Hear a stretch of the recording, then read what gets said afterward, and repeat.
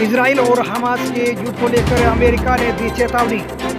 मतलब कि यूक्रेन और रूस के युद्ध के बाद एक और जंग दुनिया के अंदर खड़ी है, इसको लेकर दुनिया चिंतित हुई। यह युद्ध है कि इजराइल का गुस्सा और फिलिस्तीन के लिए एक पल भारी पड़ रहा है। एक के बाद एक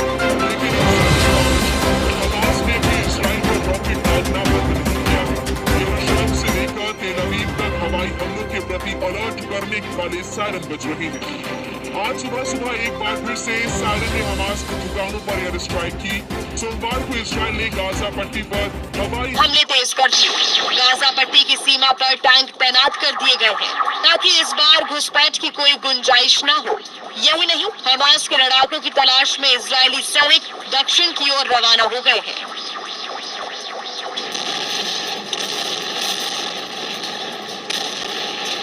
हमास के हमले के जवाब में इजराइल की करीब 60 लड़ाकू विमान हमास के ठिकानों पर बम बरसा रही हैं। वहीं हमास में बंधक बनाए गए इजरायली नागरिकों के बारे में भी जानकारी जुटाई जा रही है। इजरायली सेना के प्रवक्ता के मुताबिक बंधकों के बारे में पूरी जानकारी है। गाजा सीमा के करीब के कस्बों में सैनिक घर घर जाकर आतंकवादियों की तलाश कर रहे हैं। वहीं सीमा पर लगी बाढ़ को पार करने की कोशिश करने वाले आतंकियों को वायुसेना द्वारा निशाना बनाया जा रहा है। वहीं हमास ने इजराइल को धमकी दी है, अगर उनके नागरिकों पर बिना किसी पूर्व सूचना के बमबारी और हवाई हमला होता है तो इजराइल के बंधक बनाए गए लोगों में से एक एक को मौत के घाट उतार दिया जाएगा।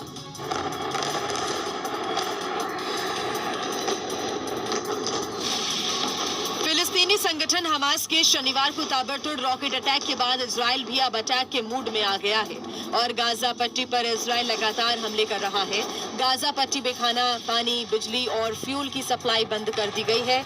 इजराइल ने अपनी सेना को पूरी गाजा पट्टी पर कब्जे के आदेश दे दिए हैं। 1 लाख इजरायली सैनिकों को गाजा बॉर्डर पर तैनात किया गया है, जबकि 3 लाख सैनिकों को स्टैंड बाय पर रहने को कहा गया है। इजराइल की सेना जमीन, आसमान और हवा तीनों से आतंकियों को अपना निशाना बना रही है। इसके साथ ही यूरोपीय संघ ने इजराइल पर हुए हमले के मद्देनजर आज अपने विदेश मंत्रियों के साथ एक आपात बैठक की।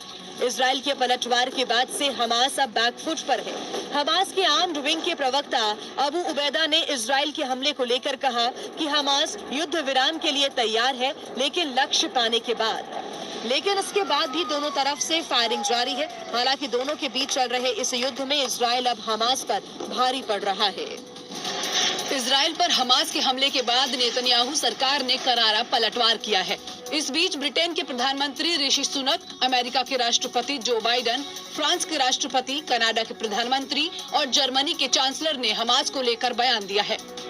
अमेरिका के राष्ट्रपति जो बाइडेन ने हमास के हमले को ISIS के हमले जैसा बताया है।